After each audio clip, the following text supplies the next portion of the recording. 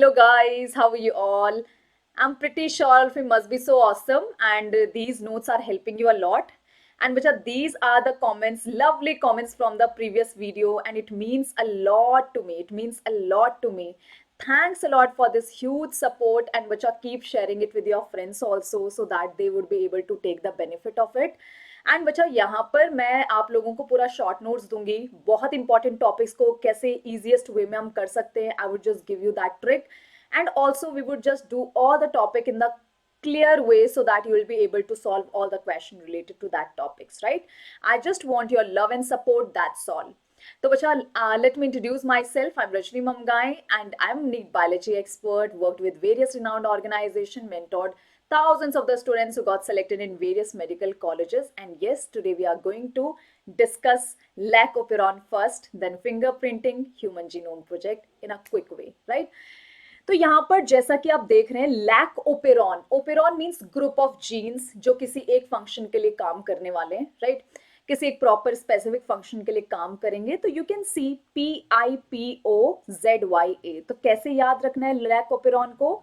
तो बच्चा lac operon में ग्रुप ऑफ जीन्स हैं तो हम उनको देखेंगे और साथ में मिलकर वो पर्टिकुलर फंक्शन कर रहे हैं, राइट? तो यहाँ पर याद करने का तरीका सिंपल है भाई, पीपो है ना, एंड ZYA जया है ना। तो यहाँ पर सबसे पहले where it is present only, operon is present only in prokaryotes, one of the important point. And who observed these lacoperon for the first time? By Jacob and Monod. These are two scientists that you have to remember. And bacha, yes, we are having group of genes, PIPOZYA. I have shown you the diagram. I means basically it's a regulator which regulate the process. And what is the purpose of this gene, right? तो बच्चा, this is the segment of the DNA which act as a gene. So एक gene है जिसको यहाँ पर I से represent किया हुआ है, right? So PIPOZYA, I for regulator. And this regulator form a protein and that protein is actually repressor. तो बच्चा ये प्रोटीन क्या होता है? Actually this is a repressor protein. And what is the purpose of it? It would keep this lacoperon switch off. So remember one thing, that lacoperon remains switch off by default. तो मतलब lacoperon open on नहीं होता है, right? So it remains switch off by default. तो बच्चा ये क्या करेगा? Switch off करेगा पूरे lacoperon को। कैसे? Obviously ये जो इसका रिप्रेसर प्रोटीन होता है ना, यहाँ पर जो ये रिप्रेसर प्रोटीन होता है, you can see the diagram, right? Obviously ये जीन है, इससे एमआरएनए बनेगा, एमआरएनए प्रोटीन बनाएगा and this is the repressor protein जो कि ऑपरेटर के गले में बैठ जाएगा। And it would be like कि यहाँ पर तुम जो है ट्रांसक्रिप्शन नहीं होने दोगे। इन जो 3 स्ट्रक्चरल जीन है, दीज आर 3 स्ट्रक्चरल जीन जो एक्चुअली में लैकोपेरॉन के लिए काम करते हैं, राइट? तो ये स्ट्रक्चरल जीन को आगे यहाँ पर काम नहीं करने देगा। तो बेसिकली क्या होता है, regulator is the repressor gene that would basically switch off lac operon. कैसे? ऑब्वियसली स्विच ऑफ लैकोपेरॉन यहाँ पर ऑपरेटर को स्विच ऑफ करके। तो ऑपरेटर बेसिकली ऑपरेटर को रेगुलेट करेगा, ऑपरेटर को कहेगा तुम कोई काम नहीं करने दोगे, तो बेसिकली स्विच ऑफ करेगा, बांध देगा ऑपरेटर को। P4 promoter. सो बच्चा प्रोमोटर का काम क्या होता है? ऑब्वियसली प्रोमोटर में आकर आरएनए पॉलीमरेज लगेगा और यहीं से प्रोसेस ट्रांसक्रिप्शन का शुरू होगा। Please we know RNA polymerase require for the transcription process. और ट्रांसक्रिप्शन के बाद एमआरएनए बनने के बाद प्रोटीन बनता है, उससे वो एंजाइम बनेगा and a reaction would happen for the lac operon. But ये होने नहीं देता है जब तक यहाँ पर रिप्रेसर प्रेजेंट है। और बचा फिर O फॉर होता है ऑपरेटर, राइट? तो ये ऑपरेटर है और वैसे ये स्विच ऑफ है। किसने इसको स्विच ऑफ किया हुआ है? रिप्रेसर ने। तो obviously it would be operated by, it would be controlled by repressor protein, right? तो you can say that it would be controlled by repressor. तो यहाँ पर रिप्रेसर प्रोटीन इसको कंट्रोल करेगा, राइट? एंड बच्चा ZYA क्या है? तो these are the structural gene. तो structural gene Z indicate beta galactosidase enzyme. Galactosidase के लिए ये कोड करेगा, this would code for beta galactosidase enzyme. और इस एंजाइम का काम क्या होता है बच्चा? It would convert lactose it would break down lactose into glucose plus galactose. तो ये लैक्टोज को तोड़कर ग्लूकोज गैलेक्टोज में कन्वर्ट करता है. That is the function of galactosidase, right. Y, if we see the Y, तो ऑब्वियसली वाई क्या होता है बच्चा, यहाँ पर ये परमेज एंजाइम के लिए कोड करता है. And what is the purpose of permease? Obviously it would increase permeability of prokaryotic cell और bacterial cell, right? तो permeability increase करेगा of bacteria, of bacterial membrane की permeability को increase करेगा for lactose. तो यहाँ पर लैक का मतलब होता है लैक्टोज से रिलेटेड है ये, राइट. तो जब बॉडी में लैक्टोज होगा बैक्टीरिया के, तब ये स्विच ऑन हो जाएगा, और लैक्टोज अगर नहीं है तो ये स्विच ऑफ रहेगा. किस कंडीशन में ये होता है, that we would see, right. And A indicates basically this transacetylase. तो बच्चा यहाँ पर ये ट्रांस एसिटाइलेज को इंडिकेट कर रहा है, right. And what is the purpose of this enzyme? Basically यहाँ पर ये इसका फंक्शन इज नॉट नोन अभी तक, राइट. और कहीं कहीं टेक्स्ट में लिखा होता है कि it would transfer acetyl group to the galactosidase enzyme and activate it, but इसका फंक्शन प्रॉपरली अभी पढ़ा नहीं गया, राइट. तो ये 3 जीन्स हैं. तो अब ये यहाँ पर क्या हो, लैकोपेरॉन कैसे क्यों स्विच ऑफ रहता है? बिकॉज बैक्टीरिया के अंदर source of energy is glucose. तो जब तक बैक्टीरिया के अंदर glucose is a source of energy present है, right, this is a source of energy, यहां से एनर्जी मिल रही है बैक्टीरिया को, तब तक लैकोपेरॉन की जरूरत नहीं है, लैक्टोज से एनर्जी बनाने की जरूरत नहीं है, तो it would remain switch off, right. So when the lactose when glucose is present, what would happen? Obviously lac operon remain switch off, और मैंने कहा lac operon remain switch off by default ही बंद रहता है वो, राइट. तो वो ओपन कब होगा, ऑन कब होगा? तो lac operon remain switch off. This is something which you have to remember, remain switch of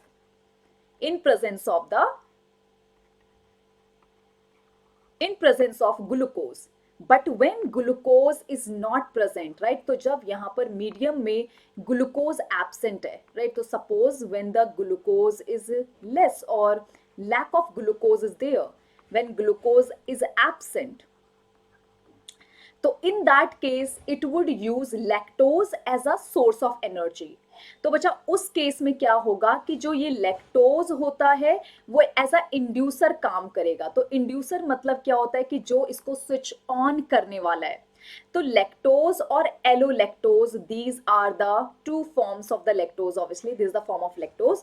so lactose, allolactose act as inducer, और बच्चा ये क्या करेगा? Obviously it would switch on lac operon. तो लैकोपेरॉन के जितने भी जीन है वो लैक्टोज को तोड़कर ग्लूकोज गैलेक्टोज में कन्वर्ट करेंगे, and obviously glucose would provide energy. तो ऑब्वियसली स्विच ऑन लैकोपेरॉन कैसे करेगा? और ये होगा in absence of glucose, right. And obviously what would happen that this lactose would basically bind with the lactose, bind with repressor, और repressor को operator से खींच कर निकाल देगा और कहेगा बेटा तू साइड बैठ, right. So lactose bind with repressor and obviously repressor and remove it from operator, and operator become free now. तो अब यहां पर किसी कोई इसको बोल नहीं रहा है कि तुम शांत हो जाओ, because repressor is basically interacting with inducer. Inducer ने क्या करा? रिप्रेसर को पकड़ लिया है और उसको इनएक्टिव कर दिया. Now operator is free. अब ऑपरेटर के साथ कोई रिप्रेसर नहीं बंधा हुआ है. तो जब कोई रिप्रेसर ही नहीं बंधा हुआ है तो अब क्या होगा? Now it can freely form these gene, right. तो यहाँ पर beta galactosidase enzyme, permease enzyme, transacetylase enzyme easily बन सकता है. And these enzyme is useful to break glucose, lactose को तोड़ेगा and would convert into glucose and galactose as a source of energy. That is the purpose of it, right? So बच्चा इस तरीके से यहाँ पर ये 3 structural gene है because prokaryote are polycistronic, कल भी मैंने बताया था, right? So this is how it works and I'm pretty sure everything is clear to everyone. तो वैसे तो ये overall negative regulation है. तो बच्चा this lactoperon is negative regulation, but in also in some condition it is positive regulation. ये NCERT has written this line, last line of NCERT in the lacoperon is this, right? But also positive sometime. तो यहाँ पर positive भी होता है और कब, तो इसके पास एक कैप CMP होता है which we don't have to study in detail way, नहीं पूछता है क्वेश्चन, राइट? तो कैटाबोलाइट एक्टिवेटर प्रोटीन होता है बच्चा जो इसको पॉजिटिव बनाता है, but obviously we don't have to study it, right? तो वैसे इसका नेगेटिव रेगुलेशन है, but some time it is positive also when this CAM CMP works, right? But we don't have to go in the detail. They don't ask it in the NEET as well as in the CBSE. कहीं नहीं पूछता है, but yes, you have some idea. You should have some idea because it's given in NCERT, right? So that's all. Lacoperon में इतना ही है. Now we would see Human Genome Project. And yes, Human Genome Project is mega project. Why? Because we know इसमें पैसे बहुत सारे खर्च हुए और टाइम भी बहुत लगा. तो 19 बिलियन US$ इसमें यूज हुए हैं. You can imagine now. So 19 billion US$ and it take 13 years to complete. तो मतलब ये 13 years का प्रोजेक्ट था. और ये प्रोजेक्ट किसने किया था? बाई कौन सा डिपार्टमेंट? तो यहाँ पर US डिपार्टमेंट था, US department of energy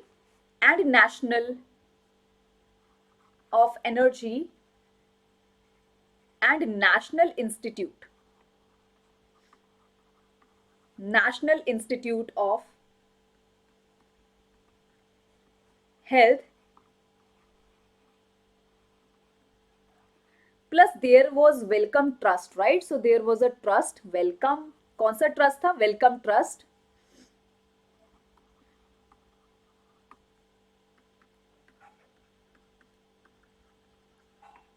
Wellcome Trust of UK.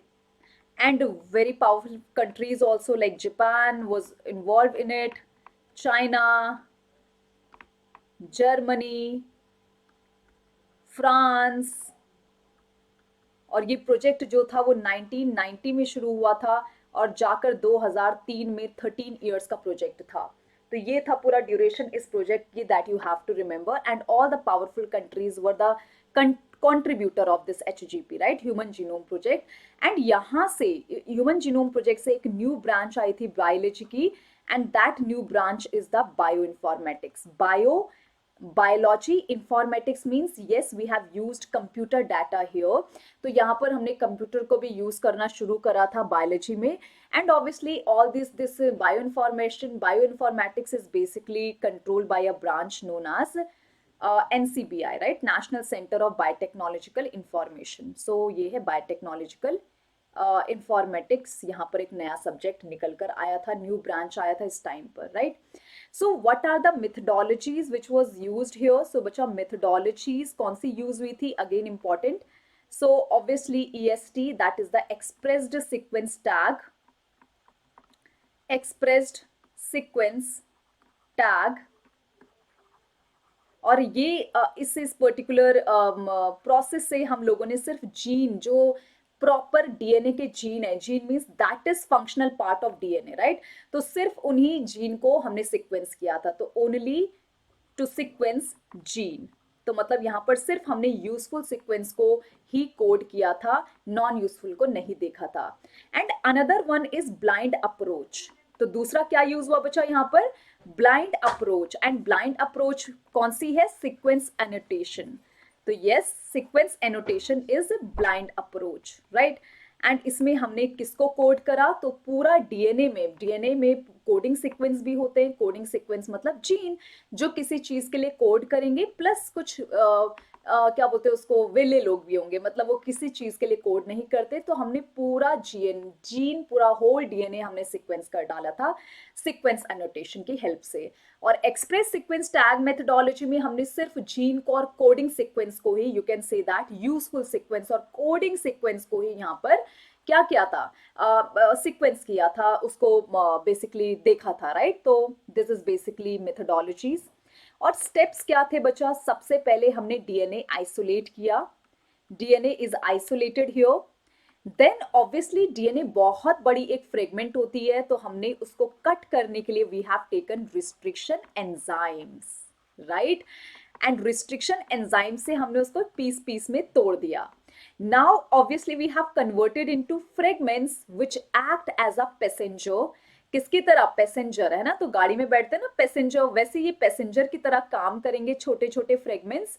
And we require gene taxi for them. ठीक है, तो ये जीन टैक्सी क्या करेंगे? टैक्सी का काम होता है पैसेंजर को बिठाना. तो सेम यहां पर हमारे पास बैक और यैक दो gene taxi I. Bach is bacterial artificial chromosome, right? And yes, we have discussed it in the chromosome biotechnology also. So यहाँ पर पूरी biotechnology technique ही use हुई थी, and यहाँ पर it is yeast artificial chromosome. And बच्चा these gene taxi are actually plasmid, right? So yeast artificial chromosome. So YAC and BAC हमने use किया है. तो बैक जो है वो छोटी गाड़ी है, तो छोटे छोटे पैसेंजर को ले जाएगी. यैक बड़ी गाड़ी है, अब बैक जो है वो छोटी सी नैनो है और वो कम पैसेंजर को ले जाएगी. यैक एक बड़ी सी गाड़ी है या बस है, तो obviously it would carry many passenger और लॉन्ग पैसेंजर, राइट. तो yeast artificial chromosome would carry the बड़ा वाला फ्रेगमेंट ऑफ डीएनए, एंड ये वाला शॉर्ट फ्रेगमेंट ऑफ डीएनए को कैरी करेगा, राइट. एंड बच्चा जीन टैक्सी मीन्स प्लाज्मिड. इसके अंदर हमने अपना जीन ऑफ इंटरेस्ट फ्रेगमेंट्स डाल दिए.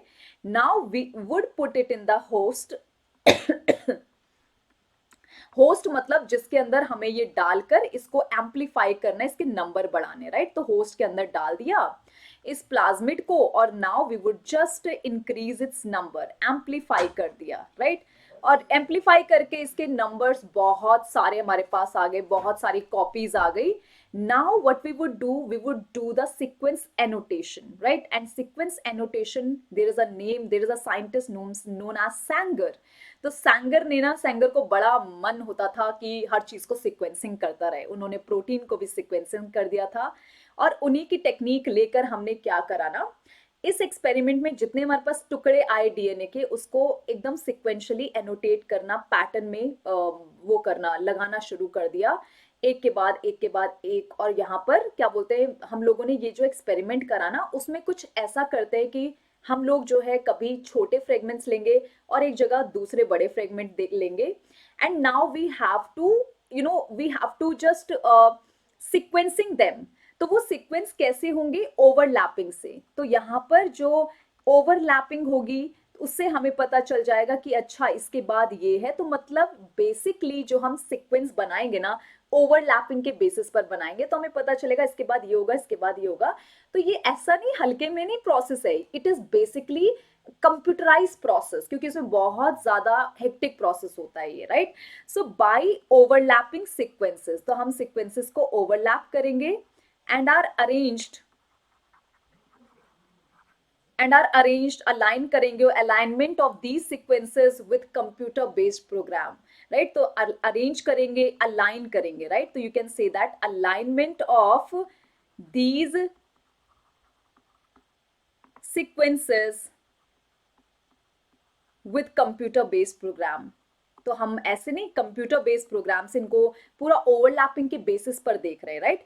कंप्यूटर बेस्ड प्रोग्राम, एंड इससे हमें पता चलेगा कि कौन सा डीएनए का सीक्वेंस किसके बाद है, और we would just get to know all the sequence of the DNA, right.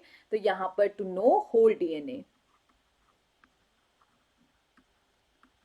तो इस तरीके से ओवरलैपिंग से हम लोग जो है पूरा सीक्वेंस को जानते हैं, to know whole DNA sequences, right. And what is the conclusion of this project? तो बच्चा यहाँ पर जो सबसे लास्ट क्रोमोसोम को सीक्वेंस हमने किया था, अगेन एनसीईआरटी का है, लास्ट क्रोमोसोम जो सीक्वेंस किया था, सीक्वेंस्ड इज क्रोमोसोम नंबर 1. तो फर्स्ट क्रोमोसोम जो था वो सबसे लास्ट क्रोमोसोम, मतलब पहला क्रोमोसोम सबसे लास्ट में, आखिरी में सीक्वेंस हुआ था, पता है कौन सी ईयर में? इन 2006. तो इसको मतलब अलग ही यहाँ पर सीक्वेंस किया गया था, राइट. याद रखना कि इनका कंक्लूजन ये था कि लेस देन 2%, मतलब 2%, लेस देन 2% जीन, तो मतलब 2% जीन, या you can say that DNA का सिर्फ 2% से भी कम है, right. 2% DNA code for protein. तो मतलब यहाँ पर यू कैन से दैट कि जो पूरा डीएनए की लेंथ है उसमें 2% से भी कम है जो काम का है, बाकी सारा तो सारा वेले लोग हैं, राइट। तो मतलब 2% से भी कम है जो काम के हैं, यहाँ पर आपको ये चीज याद रखनी है, ठीक है। नेक्स्ट है बच्चा यहाँ पर if we talk about chromosome number 1, तो बच्चा क्रोमोसोम नंबर 1 में सबसे ज्यादा जीन होते हैं। तो यस, यहाँ पर मोस्ट जो क्रोमोसोम नंबर 1 है सबसे ज्यादा जीन इसमें ही पाए गए थे। कितने? 2968, ये आपको याद रखना है। एंड ऑब्वियसली वाई क्रोमोसोम जो था, वाई एक्स वाई वाला है ना, वाई, उसमें सबसे कम जीन होते हैं। और कितने कब सबसे कम? 231। तो ये कुछ इंपॉर्टेंट कंक्लूजन है, बाकी तो हमारी बुक में पूरा कंक्लूजन दिया हुआ है, you can just see it, right.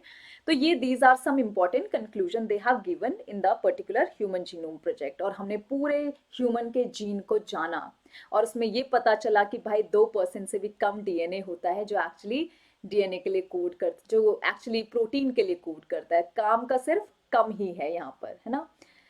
Last technique है बच्चा यहाँ पर डीएनए फिंगरप्रिंटिंग। और we know when we are talking about DNA fingerprinting, तो यहाँ पर किसने डेवलप करी थी? Alex Jeffrey. तो डेवलप्ड बाय एलेक्स जेफरी। इन साइंटिस्ट का नाम आपको याद रखना है, given in NCERT. Alex Jeffrey हैं। उसके बाद यहाँ पर जो है 99.9% डीएनए सब में सेम होता है, same base sequences in all human. सारे के सारे इंसानों में 99.9% सेम है, बस 0.1% अलग है, राइट। और डीएनए फिंगरप्रिंटिंग में जो सबसे ज्यादा इंपॉर्टेंट डीएनए है that is the satellite DNA. और बच्चा सैटेलाइट डीएनए कहाँ प्रेजेंट होता है? तो डीएनए के सेंटर, सेंट्रोमियर के पास, और यहाँ पर उसके एंड में प्रेजेंट होता है सैटेलाइट डीएनए ज्यादातर, mainly, right. So what is the satellite DNA? तो यहाँ पर बच्चा याद रखना कि सैटेलाइट डीएनए को हम इजीली सेपरेट कर सकते हैं। It is actually repetitive sequence. This is the repetitive, highly repetitive sequence, मतलब इसमें बेसिस बार बार रिपीट होते हैं, right. And you can say that कि रेपिटेटिव सीक्वेंस है and it doesn't code for anything, right. तो यहाँ पर किसी चीज के लिए कोड नहीं करता, वेला है ये, राइट, नॉन कोडिंग है, डजंट कोड फॉर एनीथिंग, वेला है। बट वेला मत समझना, it basically easily get separated from the main DNA। तो हम इसको easily separate कर सकते हैं main DNA, तो से separated from the main DNA। तो मेन डीएनए से इसको सेपरेट करना बहुत आसान होता है। और लो जी, हमारे को और मजे आ गए, है ना। तो जब हमने सेंट्रीफ्यूगेशन करा पूरे डीएनए को, तो यहाँ पर ये है कोर डीएनए। कोर डीएनए मतलब मेन डीएनए आया और सैटेलाइट का एक अलग सा लेयर बन गया। This is the satellite DNA. So it is very easy to separate from the main DNA. Main DNA से हम इसको इजीली सेपरेट कर सकते हैं, that's why we use satellite DNA. And plus this is the repetitive, बहुत बार repeat होता है, बहुत बहुत ज्यादा इसके सीक्वेंसेस रिपीट होते हैं। And the most beautiful thing that we use satellite DNA for DNA fingerprinting because it is unique for all individual, unique for individuals. तो मतलब हर इंडिविजुअल्स में उनका अपना एक रेपिटेटिव सीक्वेंस होता है, यूनिक बनाता है जो उनको, उनमें यूनिक जो चीज है, that is the satellite repetitive DNA, right. Now if we talk about satellite DNA, बच्चा, on the basis of three things, और वो three things क्या है? On the basis of composition। किसका composition? इसमें ए टी कितना है, जी सी का रेशियो कितना है, एडिनाइन थाइमीन ग्वानिन साइटोसिन का रेशियो कितना है, उसके बेसिस पर। लेंथ ऑफ डीएनए कितना है, उसके बेसिस पर। एंड रेपिटेटिव सीक्वेंस के बेसिस पर कि कितने रेपिटेटिव सीक्वेंस हैं यहाँ पर, कितनी बार रिपीट हो रहा है, उसके बेसिस पर। याद रखना satellite DNA basically are of two types. किस किस के बेसिस पर? Already told you, right. So what are those two types? Micro satellite and mini satellite. बच्चा, micro satellite are known as short tandem repeat. And ऐसी आपको शब्द जरूर दिखेंगे जो आपको कंफ्यूज करेंगे, but I am pretty sure now you won't be confused. Micro satellite DNA is known as short tandem repeats. और इसमें कितने कितने बेस पेयर्स रिपीट होते हैं? तो 2 to 6 base pair gets repeated इतने इतने रिपीट हो रहे हैं, right. And obviously it is present throughout the genome, तो यहाँ पर ये पूरे पूरे जीनोम में, पूरे पूरे डीएनए में प्रेजेंट होता है ये वाला। If we talk about mini satellite, it is basically known as VNTR, which is known as variable number, and actually it is used for fingerprinting. Variable number of tandem repeat. तो बच्चा mini satellite DNA tandem repeat is known as VNTRs. तो इसमें कितनी repetition होती है? 10 to 100 base pair की repetition होती है, राइट। तो कितने रिपीटेड होते हैं? 10 to 100 base pair bar bar repeat होते हैं, right. And occurs at the end of DNA और जीनोम। तो यहाँ पर मैंने कहा कि ये सपोज जीनोम है, उसके एंड में प्रेजेंट होगा, occurs at the end of genome. और जो फिंगर प्रिंटिंग है उसमें एक्चुअली में हम यूज करते हैं VNTRs. So I'm pretty sure satellite DNA are of two types. On the basis of this must be clear to everyone, है ना। तो बच्चा this is so simple process, क्या बोलते हो, है ना simple. So write down in the chat box also, please share it with your friends, and comment box में जरूर डालना है what you want me to do next, right। उसके बाद ये जो sequences हैं, these sequences मतलब जो ये रेपिटेटिव सीक्वेंस है, सैटेलाइट डीएनए जो है show high number of polymorphism. अब एक टर्म आई जो एग्जाम के लिए इंपॉर्टेंट है, पॉलीमॉर्फिज्म मींस अलग अलग, poly means many, morphism means different, morphic different forms में ये प्रेजेंट होते हैं। It is different for all the individuals, right. So यहाँ पर कुछ कुछ वेरिएशन इनमें दिखेंगी। Repetitive sequence have high number of differences, right? So that's why it is used, and it is unique for all the individual. That's why it is used in DNA fingerprinting. That's why it is used in DNA fingerprinting, right? Is it clear to everyone? And yes, यहाँ पर you have to remember that obviously DNA can be extracted from tissue of the body, किसी भी tissue से, like blood से। अगर हमें crime scene में किसी का बाल मिल गया, इट इज हैविंग जड़, ठीक है। Hair follicle have a cell, cell have nucleus, nucleus have DNA, skin हो गया, ब्लड हो गया, सलाइवा हो गया, बोन, बोन मीन्स अगर कभी जैसे वो क्या बोलते हैं, वो पुराने पुराने वो मिल जाते हैं ना फॉसिल्स, तो उनसे भी हम पता लगा सकते हैं। Plus saliva, this crime seen have sperm. तो यहाँ पर ये डीएनए फिंगरप्रिंटिंग, वो दया वाला आता था ना, दया कुछ तो गड़बड़ है। These people use this technique to detect the crime, detect this what we call वो गुंडा, villain, right, to detect the villain. And obviously crime scene पर या फॉजिल को अगर हमें डिटेक्ट करना हो, किसी की हड्डियां मिल गई जली हुई, हमें नहीं पता किसकी है, so we have to detect it. तो we can easily detect the person with the help of those DNA, right. तो इनकी हड्डियों से, इनके ब्लड, जैसे क्राइम सीन में किसी का ब्लड ड्रॉप मिला, अब उस ब्लड में था डब्ल्यूबीसी, डब्ल्यूबीसी में था न्यूक्लियस, न्यूक्लियस से डीएनए निकाला, डीएनए को restriction enzyme which is known as molecular scissor, इस एंजाइम से कट कट कर दिया। एंड उसके बाद यहाँ पर बचा, कट करने के बाद हम क्या करते हैं, सदन ब्लॉक, इसके बाद इलेक्ट्रोफोरेसिस करेंगे, इलेक्ट्रोफोरेसिस से। और यहाँ पर basically we are taking satellite DNA, है ना, यहाँ पर प्रेफरेबली सैटेलाइट डीएनए हम लेते हैं। इलेक्ट्रोफोरेसिस करेंगे, इलेक्ट्रोफोरेसिस से हम क्या करते हैं, फ्रेगमेंट्स को ऑब्वियसली सदन ब्लॉटिंग की मदद से, southern blotting is basically for this DNA to separate the DNA, right. तो सदन ब्लॉटिंग करेंगे, और सदन ब्लॉटिंग किसके लिए होती है बच्चा, डीएनए को सेपरेट करने के लिए होती है। पता है क्या होती है सदन ब्लॉटिंग में, एक ना हमारे पास नाइलन की एक शीट होती है, राइट, नाइलन और नाइट्रोसेलुलोज की शीट होती है। तो उस पर ऐसे दबाएंगे, जैसे ये डीएनए की प्लेट है, सदन ब्लॉटिंग में इलेक्ट्रोफोरेसिस प्लेट है। अब ऐसे नायलॉन की प्लेट को ऐसे दबा देंगे, एंड जितना भी डीएनए होगा उस पर चिपक कर आ जाएगा, इस पर चिपक कर आ जाएगा नायलॉन वाली मेम्ब्रेन पर, राइट। सो सदन ब्लॉटिंग में हम क्या करेंगे, obviously we would transfer our DNA, transfer DNA in nylon nitrocellulose sheet और मेम्ब्रेन, राइट, नाइट्रोसेल्युलोज प्लेट और शीट। तो that is the southern blotting, right. अब जब हमने अपने डीएनए को डाल दिया है इसमें नाइट्रोसेल्युलोज प्लेट में, now what we would do, we would basically make them single stranded, DNA को सिंगल स्ट्रैंडेड बना देंगे, राइट। एंड उसके बाद वहां पर यूज किए जाते हैं वीएनटीआर प्रोब्स। प्रोब्स मतलब जो वीएनटीआर सेपरेट हुए हैं, छोटे छोटे सैटेलाइट डीएनए सेपरेट हुए हैं, उनको सिंगल स्ट्रैंडेड में कन्वर्ट करेंगे और then we would be using VNTR probes. वो क्या होते हैं वीएनटीआर प्रोब्स? तो obviously these are radio active.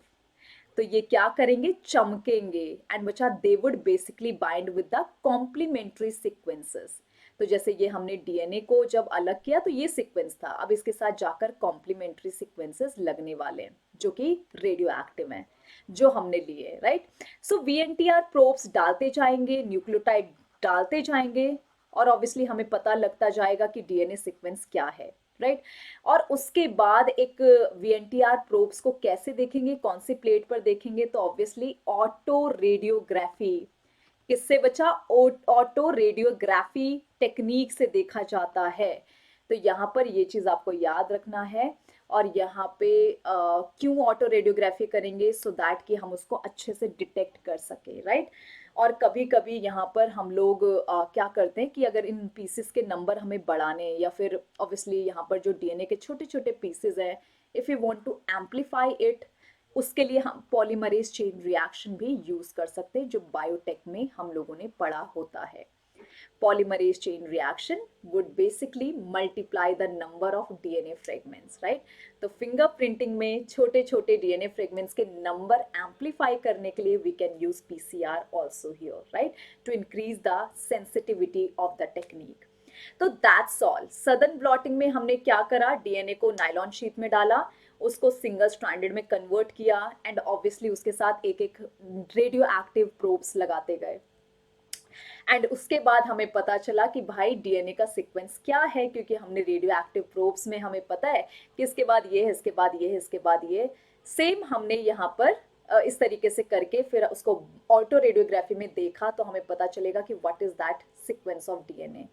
और कैसे हम विलन का पता लगाएंगे? तो सपोज यहाँ पर ये हमारे पास ऑटो रेडियोग्राफी से सीक्वेंसेस आए क्राइम सीन में किसी भी इंडिविजुअल के।